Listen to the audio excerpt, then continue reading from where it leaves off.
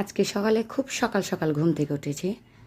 তো সকালের ওয়েদারটা এত সুন্দর ছিল, আর পাখির সেই কিচিরমিচির শব্দগুলো ঘুম ভাঙিয়ে দিল। সকালের ওয়েদারটা মনোমুগ্ধ করছিল। তো আমি একটু ভিডিও ক্লিপ নিলাম। আসসালামু আলাইকুম। আজকে সোমবার। তো খুব সকাল সকাল ঘুম ভেঙে গেল আজকে হঠাৎ করে। আমার প্রায় সময় এই সমস্যাটা হয়, সকাল সকাল ঘুম ভেঙে গেলে আর আমার ঘুম আসতে চায় না।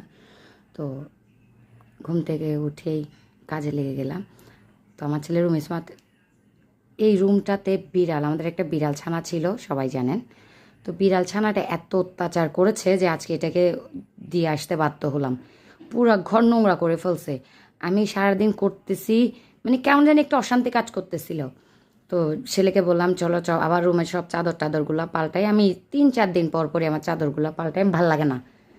তো ছেলে বললো যে আম্মু খিদে লাগছে। আমি বললাম আচ্ছা তাহলে ভাত খেয়ে নাও। আবার মেয়েকে এদিকে ভাত রেডি করে দিলাম। ও বললো যে আজকে আমি নিজে নিজে খাবো। তাহলে ভালো, খাওয়া শিখো। এদিকে দেখেন আমার রুমের হাল অবস্থা। আপনারা কি আমাকে একটু বুদ্ধি দিবেন, আমি কেমনি কী করবো? হয়তো বা আমি কাজের লাইন বুঝি না।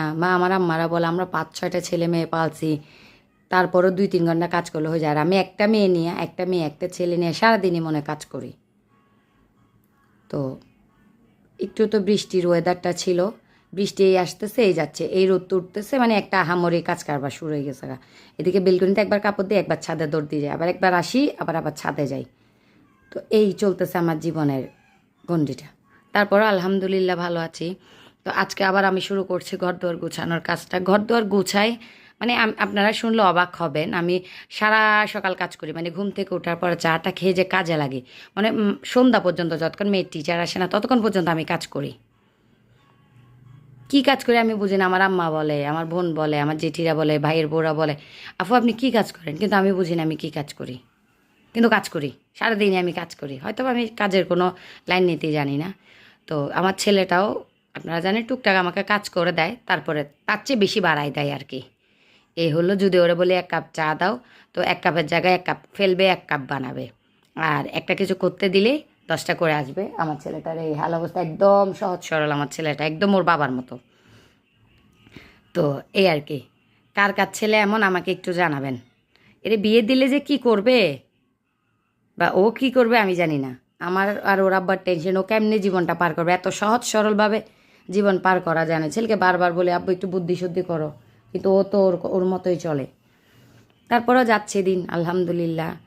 তো আজকে ছেলের পরীক্ষা ছিল না, সে আমাকে অনেক কিছুতে হেল্প করছিল।